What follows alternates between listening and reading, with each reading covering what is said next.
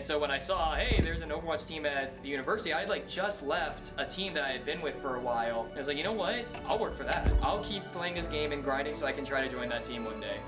Bradley looks over at me, Master Attack, is like, hey, what's up, Captain? Like, wait, what? When did we vote on this? He's like, yeah, you're the captain now. We voted while you were coming in. It's like, all right, I guess I'm captain now. I'm Michael Starr, and you're watching UNT Misicle.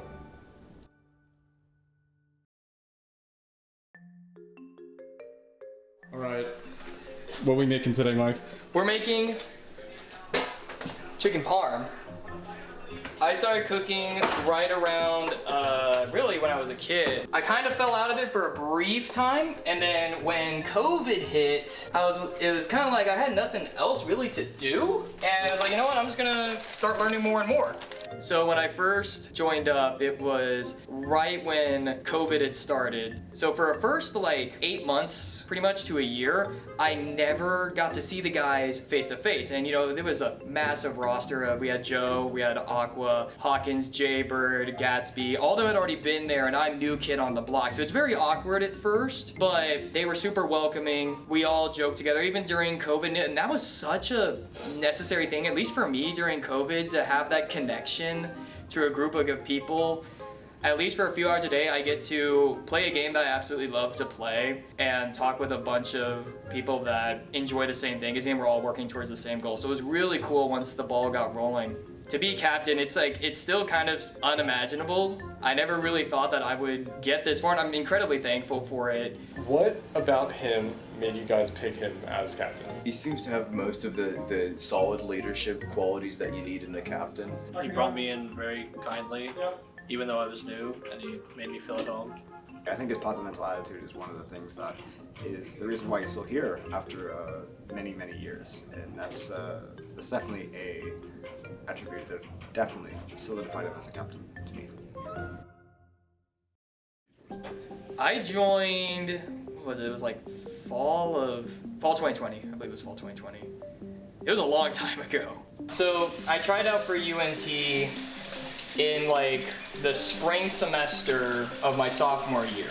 So I go in, I get through the first round of tryouts, I get to the second round, I get a Discord message that said, hey, unfortunately, you're not gonna be on the roster this semester, but we appreciate you trying out. But that's where you gotta turn the disappointment into motivation. I went back, I grinded, and then come next semester when they did tryouts again, and they needed a backup support player, lo and behold, I came back with a vengeance. Made through the first round, got through the second round, and I felt good about that second round. And I get that Discord message from the same person, and I look at like, we'd like to move forward with you as a substitute for the roster in the varsity Overwatch. I am probably gonna get a noise complaint probably someday because I pop off. But if you had like told me like at the start of my sophomore year, they were like, hey, in your super senior year, you're gonna be captain of the Overwatch roster, I would have said you're crazy.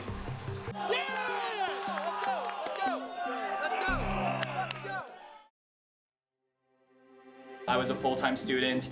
I was lifeguarding at the time. I had singing jobs. I was in ensembles for the university. There's gonna be moments where you are completely burned out, and even taking like maybe a couple hours to just like do something that you personally want to do. Like for me, that was cooking. My dad, he liked to cook as well, and so it was kind of like a nice little father-son like bonding moment. He taught me a lot of his recipes and like proper technique. If you're cooking for someone, it's seeing their reaction to your product, especially if it's a good one. That's the best part. And that really mentally helped me get through those kinds of struggle points where I feel really overwhelmed. The key to a good tomato sauce.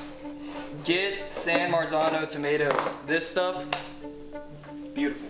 Some Italian seasoning, you could use oregano, a little bit of basil, a little bit of Mexican oregano, a few sprigs of thyme. You keep adding flavors, you keep building flavors. That's what makes a good marinara sauce. Are you a big spice fan? I mean,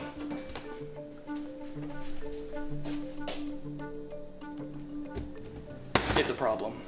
We're essentially going to be doing what's called a katsu style breading, where this will be eggs, this will be flour, of course, and then panko breadcrumbs. Really, it's going to be flour, then egg, then panko. All right, this is one of my favorite parts.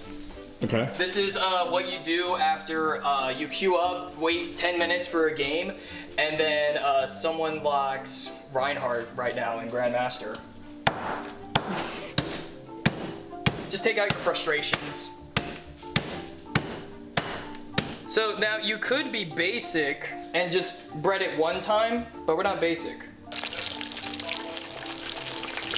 I started frying when I was like 8 years old. When I was a kid, you know, it was like, oh, I want my French fries, Dad, and I wanted to like help him cook. And he was like, here, you make your own French fries. Little did I know he was tricking me so that way he didn't have to do it. Normally, what restaurants will do is they'll sauce it, then they'll cheese it. I don't like that because in my philosophy is that if you sauce it now, you are gonna make it soggy. To combat that, I put the cheese on first. But chicken parm, you don't care about calories.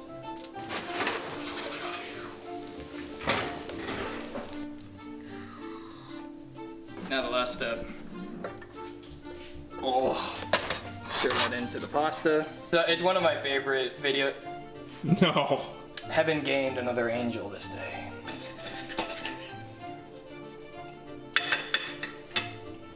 That's how it is meant to be. Divine. Kevin.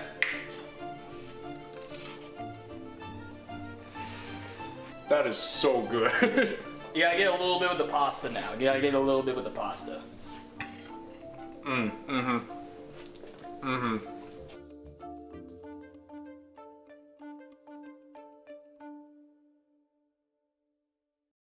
What have been some struggles you had to challenge you had to overcome as being part of the Overwatch varsity program? There was a lot. The biggest thing that I learned right off the bat is that you have to manage your time. Obviously, studies come first. In regards to like physically competing, there was one match I got caught out just before I could pop the beat. I got Ajaxed. And that's one of those moments where we lost because I didn't get the sound barrier off. And I had like head in my hands, just completely devastated with like, why didn't I pop the sound barrier? Why didn't I play in a safer position? I completely lost that. I was just miserable for like 2 days. We get to the next scrim and it's like, all right, we learn from that, we go again. And that's the mental you gotta have. You're gonna make mistakes. We are not machines. I'm certainly not the best player in the world, but I certainly can try to be the best that I can personally be in the next scrim, in the next match. So taking the time to just be like, okay, made a mistake, on me, own up to the mistake, go again, don't dwell on it, keep going.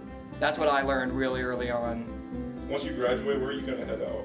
You know, I'm graduating with a music education degree, so I'm hoping to go teach in hopefully like a high school choir setting. I'm also gonna, on the side, this is something I really want to start doing more and more, is getting into casting. I love Overwatch, and I love other esports, so getting still involved with the scene, those are two kind of dreams that I would like to achieve. Whichever one happens is whichever one happens. What is one piece of advice you'd like to pass on for folks that want to be where you are today?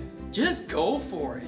I mean, you can easily get rejected. I got rejected at one point. Turn that mindset into a grind set. You keep going. Oh, obviously I have something very important that I do want to say. Let me straighten up here. Whataburger, please sponsor us. But also shout out to all the people that I met along the way. It's been an incredible experience, honestly. I don't regret a single second of it. It's been an incredibly fun ride. And while it's sad that I have to, you know, step off the king's throne, it's the memories that I made here last a lifetime. It's been one roller coaster that I'm so glad I got on. And our player of the year this year is Mike. Do